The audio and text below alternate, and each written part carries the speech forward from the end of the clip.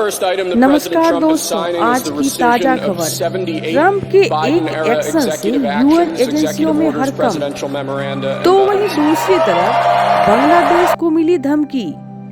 जहां एक तरफ ये सब कुछ चल रहा है तो वहीं दूसरी तरफ बाइडेन ने रची थी पुतिन की हत्या की साजिश। जियोपॉलिटिक्स में बहुत कुछ चल रहा है, जानने को मिलेगा बहुत कुछ। आइए जानते हैं इन खबरों को विस्तार से। अमेरिका में डोनाल्ड ट्रंप के राष्ट्रपति पद की शपथ लेने के बाद से ही यहाँ राजनीति में हलचल मची हुई है। इस बीच अब पूर्व राष्ट्रपति जो बाइडेन को लेकर एक सनसनीखेज दावा किया गया है। इस दावे के मुताबिक बाइडेन ने रूस के राष्ट्रपति व्लादिमीर पुतिन को जान से मारने की साजिश रची थी। अमेरिका के राजनीति में जाना माना नाम रहे दक्षिणपंथी अमेरिकी पंडित टकर कार्लसन ने पूर्व अमेरिकी राष्ट्रपति जो बाइडेन की सरकार पर यह सनसनीखेज आरोप लगाया है कि उन्होंने पुतिन को जान से मारने की साजिश रची थी। फॉक्स न्यूज के पूर्व एंकर ने अपने the Tucker Carlson show podcast के सोमवार के एपिसोड में कहा, बाइडेन सरकार ने पुतिन को मारने की कोशिश की। उनके गेस्ट अमेरिकी लेखक और पत्रकार मैट ताइबी ने उनसे पूछा, सच में? इस पर कार्लसन अपने दावे को दोहराते हुए कहते हैं, हाँ, उन्होंने ऐसा किया है। हालांकि कार्लसन ने इस दावे को साबित करने के लिए कोई सबूत पेश नहीं किए हैं। गौरतलब है कि कार्लसन को 2023 में फॉक्स न्यूज से बाहर कर दिया गया था।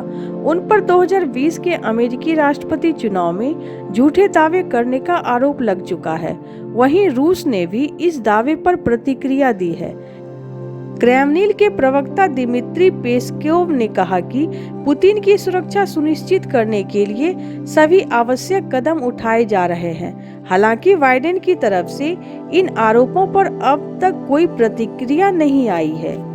तो वहीं दूसरी तरफ शेख हसीना के तख्ता पलट और बांग्लादेश में मोहम्मद यूनुस सरकार के आने के बाद से भारत और बांग्लादेश के बीच तानातानी बढ़ती जा रही है। इसी बीच नई दिल्ली के आगामी 17 फरवरी को पहली बार सीमा सुरक्षा बल और बॉर्डर गार्ड बांग्लादेश के बीच महानिदेशक स्तर पर बातचीत होगी। मीटिंग से पहले बांग्लादेश ने बीएसएफ के नाम लेकर भारत को धमकी दी है। बांग्लादेश में गृह मामलों के सलाहकार लेफ्टिनेंट जनरल मोहम्मद जहांगीर आलम चौधरी ने कहा कि आवामी लीग सरकार के कार्यकाल में भारत के साथ किए गए सभी असमान समझौतों पर फिर चर्चा की जाएगी। उन्होंने आरोप लगाया कि भारत के लोग यहां आकर ड्रग्स बेचते हैं, अब यह नहीं चलने दिया जाएगा। जहांगीर आलम चौधरी ने कहा कि भारत के सीमावर्ती इलाकों में नशीली दवाओं का उत्पादन किया जाता है, जो अवैध रूप से बांग्लादेश में तस्करी की जाती है। उन्होंने कहा, फेंसिडिल को दवा बनाकर बेचा जाता है, लेकिन वास्तव में यह एक नशीली पदार्थ है जिसे बांग्लादेश में तस्करी के लिए बनाया जाता है। उन्होंने कहा कि सीमा से 150 गज के दायरे में किसी भी गतिविधि के लिए दोनों देशों की आपसी स्वीकृति आवश्यक होती है। कोई भी देश एक तरफा कार्रवाई नहीं कर सकता है, लेकिन अक्सर ऐसा करने की कोशिश की जाती है। सलाहकार ने यह भी कहा कि अगर सीमा क्षेत्र में किसी मस्जिद या मंदिर का निर्माण विकास कार्यों के तहत किया जाता है तो इसके लिए दोनों देशों की सहमति आवश्यक होगी। उन्होंने जोर देकर कहा कि भविष्य में यह सुनिश्चित किया जाएगा कि ऐसी किसी भी गतिविधि के लिए आवश्यक स्वीकृति प्राप्त हो। जहांगीर आलम चौधरी यहीं तक नहीं रुके। उन्होंने सीमा पर निहत्थे बांग्लादेशी नागरिकों की हत्या का आरोप लगाया। कहा कि बांग्लादेशी नागरिकों पर गोलीबारी को समाप्त करने और भारतीय सीमा सुरक्षा बल या भारतीय अपराधियों द्वारा नागरिकों को घायल करने से बचाने के उपाय पर चर्चा होगी। उन्होंने कहा कि बीएसएफ या भारतीय नागरिकों द्वारा बांग्लादेशी नागरिकों को अपहरण या हिरासत में लेने के मुद्दे पर भी वार्ता होगी। जहां एक तरफ ये सब कुछ चल रहा है तो वहीं दूसरी तरफ अमेरिकी राष्ट्रपति डोनाल्ड ट्रंप ने सभी विदेशी मदद वाली फंडिंग को अगले 90 दिनों तक रोकने का आदेश दिया है। इससे दुनिया भर में हड़कंप मच गया है। सबसे ज्यादा और बुरा असर संयुक्त राष्ट्र की एजेंसियों पर पड़ा है, जिसके जरिए दुनिया भर में कई मानवीय सहायता पहुंचाई जा रही है। द गार्जियन की एक रिपोर्ट के मुताबिक ट्रंप के नए आदेश के बाद यूएनई एजेंसियों ने अपने खर्चे और मानवीय सहायता कार्यों में भी कटौती शुरू कर दी है।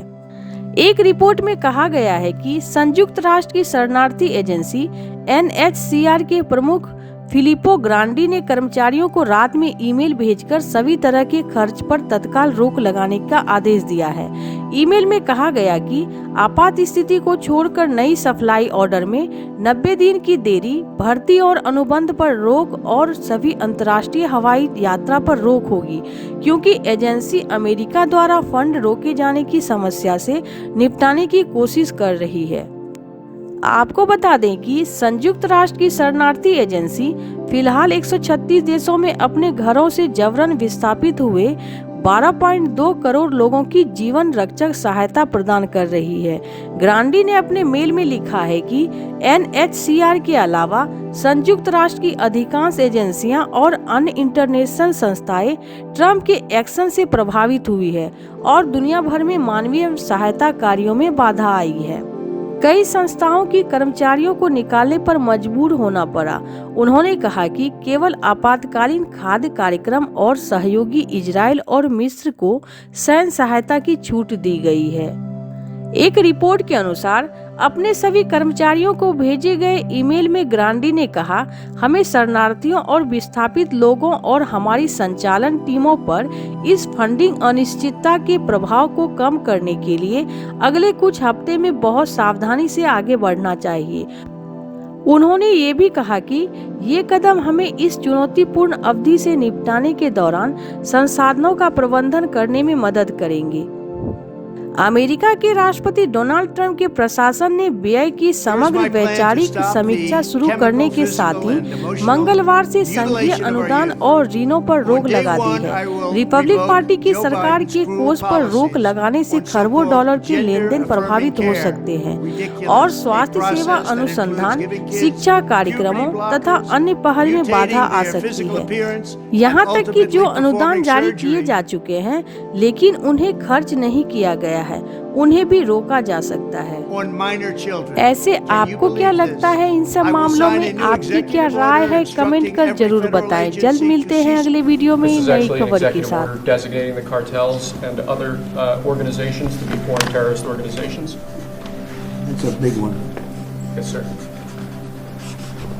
People have wanted to do this for years.